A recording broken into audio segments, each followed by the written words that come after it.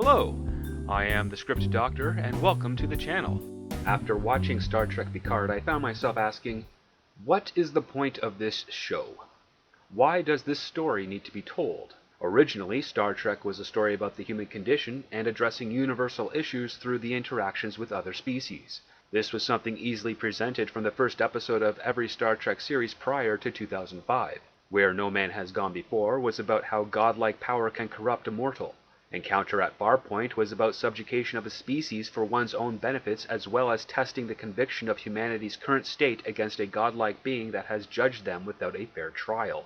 Emissary is about properly grieving a love lost and moving forward, even if the circumstances aren't what was expected, seizing an opportunity and making the best out of it and finding value along the way. Caretaker, well, that's Voyager, and it doesn't really have much going for it. At best, you can say it's about two opposing sides working together to get home through dangerous territory, but they kind of wrap that up by the end of the episode, and the show sort of meanders for 7 seasons, in my opinion. Broken Bow is essentially the kid that wants to leave home for an adventure and has to roll with the punches, new but unfocused. Humanity may have gotten their act together, but the forced conflict between some humans and the Vulcans just didn't ring true for me. I'm seeing a pattern of poor thematic through lines with these series post-DS9. I'm sort of doing this on the fly, so if I am missing something, and I am certain I am, please put it in the comments. For Picard, the best we have is that he's waiting to die. Apparently, he's making Romulan refugees and the supernova awareness a priority, yet we are never shown how he does that aside from a very blatantly and lazily written interview scene that's pure exposition and zero character development. But I'm getting a little ahead of myself. Allow me to recap what these writers think is a plot to give those of you who haven't seen the show some context. Please be advised that this video will contain spoilers for the episode. This episode is essentially about a revelation that Data has offspring. That is it. Sure, Picard is retired, wasting away in his family home with Romulan housekeepers at his side, but the only thing of focus is that Data has children. We don't get much development about this world aside from androids, now rebranded as synthetics. I wonder if the Alien franchise will have some words with Secret Hideout about this similarity. Are outlawed due to a terrorist attack on Mars. Romulans have refugee status in the galaxy after a supernova destroyed their homeworld, which leads us to believe that the Romulan Star Empire was nothing more than an illusion. They didn't have any other planets or systems colonized, just them and Remus. This giant threat to the Federation that was also able to manipulate and torment the Klingon Empire was just a 2-planet empire and nothing more. At this point, I'm not sure if I should be impressed with the Romulans or disappointed with the Federation and Klingons for being so easily toyed with by a small empire. But I digress. As I mentioned before, the goal for this episode was to reveal that Data has children, but there was no goal for Picard. There was no goal for Dahj either. This was an episode where plot dragged the characters from location to location for 46 minutes. At best, the only thing we can infer from this episode is that Picard longs for the good old days, but he makes no effort to bring the things he loved from his past to his present. He is not an active character. We are introduced to Picard having to prepare for an interview, which puts him on the receiving end of another character's goal, that being of the interviewer who wants a story out of the retired admiral. Why is it that there's a character we don't know and will not see again have more of an active story than the title character? The interviewer is there to get a juicy reaction out of Picard. Her line of questioning tells us this. It also shows us that Picard is not even a shadow of the character we last saw, not only from The Next Generation, but in Nemesis. He is not in control of his situation, which for nearly 20 years was a defining trait of Picard. Even when he was at a disadvantage, he was in control of himself. This is a man who faced torture for days by Cardassians, and came out of that as someone stronger than his torturer, and here he's easily triggered by an interviewer. And this exchange does nothing for the story other than exposition. There's no character development, but rather character regression. It is a handful of minutes used to tell the audience that Starfleet isn't Starfleet anymore, and it's done not with a story about the present, but with a story about something that happened 20 years prior. It's reflecting on an event that is far more interesting than what we are seeing. In writing, that shouldn't be the case. The story being told needs to be the one of interest, curiosity, and excitement. You can have events from the past that dictates the current story, but ideally those events should not overshadow what is being shown. I am far more interested in the chaotic happenings of Romulus being destroyed, Starfleet trying to help, and a rogue set of androids using that event to attack Mars. That is far more interesting to explore than Old Man Picard wanders his vineyard while dreaming of his dead android friend. The other part of the story is Dahj, who, while celebrating her acceptance to the Daystrom Institute, gets ambushed by some men in black that kill her boyfriend and proceed to knock her out by putting a bag over her head. This must be some advanced 24th century bag that gently causes the person inside to pass out because they don't use any other means to achieve the goal they stated. They don't strike her harder in the head, even though they bash it against a coffee table. They don't use a hypo spray or electronic device to knock her out. Nope, just a black fabric bag. They don't even tighten it around her neck to cause asphyxiation. Just throw it on there and panic about her activating. A common theme between Bad Robot and Secret Hideout is that the Force always awakens with their female protagonists. After killing these men in black and crying over her dead boyfriend, Dahj doesn't go to the authorities, doesn't go to her parents or a friend for help. She just leaves and wanders the streets where she sees Picard's interview, and because it reminds her of a vision she saw earlier, decides to head to France. In France, Picard is just sitting around, having some wine, talking to his dog.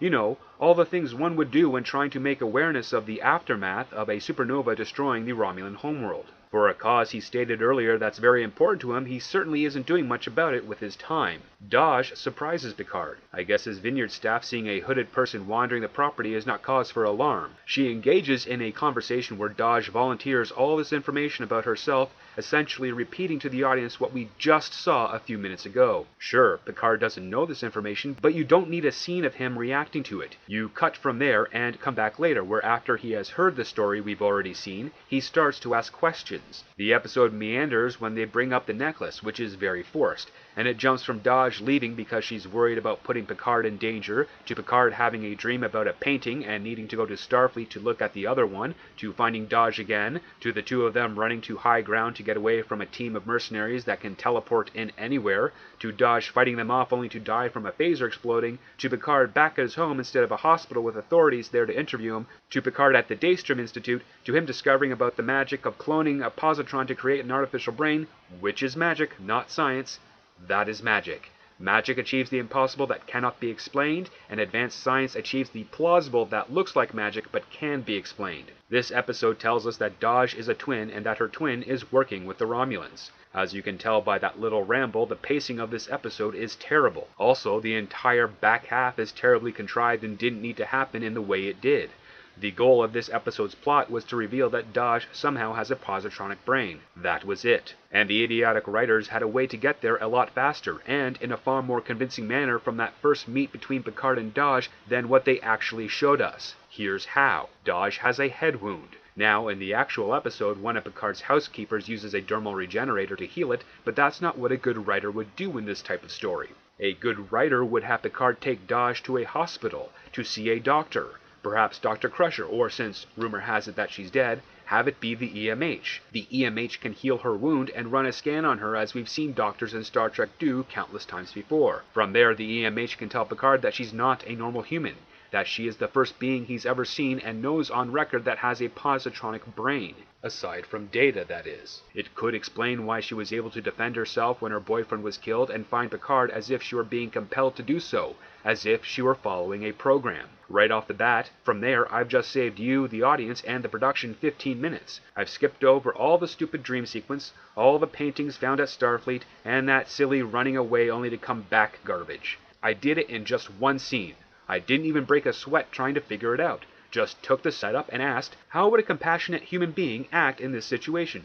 Oh, they'd take the child to see a doctor about the gash in their head and go from there. But I suspect the last time these writers were in a hospital is when they were born, and were so overprotected growing up in a padded home that they never knew you could go back if you get a cut or break something. Anyway, from that hospital scene I just wrote as an alternative, you can have the mercenaries attack the hospital, you can have Dahj die as a result, and you can end the episode with Picard wanting to know who those mercenaries are and wanting justice while also wanting to figure out how a person like Dahj, with a connection to Data via positronic brain, could exist. That's how you end that episode on a cliffhanger that compels you, the audience, to come back for more. Right now, the episode as it airs ended with the twin talking to a Romulan. I don't care about that. We don't know anything about the twin. We don't know if her life is in danger or not, and if it was, we don't know anything about her to care. These several scenes of exposition about Dahj being Data's daughter are pointless. In fact, Picard is assuming that Dahj is Data's daughter based only on a painting. No hard evidence about Dahj. He doesn't know at this point that she has a positronic brain. He has nothing to go on. This is Picard, a character who loves mysteries, and instead of investigating the mystery, he jumps to a conclusion he can't possibly prove at this point. She's an organic being with an artificial brain, which I'm wondering if the writers understand the irony of having a character that walks and talks but is in actuality brain dead, because an artificial brain is not really alive, and that this person behaves like a robot pretending to be human is very apt to the show's writers who are just reorganizing or repurposing other ideas to try and create something new, much like what a computer bot would do if writing a story. Real artificial intelligence has the ability to imagine. Until then, any AI you encounter is a simulated intelligence that can only shuffle around input to create derivative output. Remember, there is no such thing as artificial intelligence in the 21st century.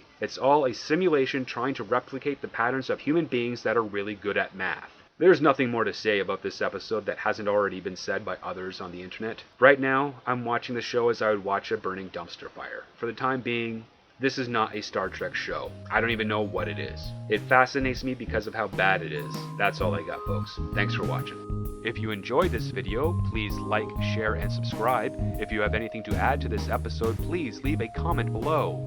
Thank you for watching, and never forget, it all starts with the script.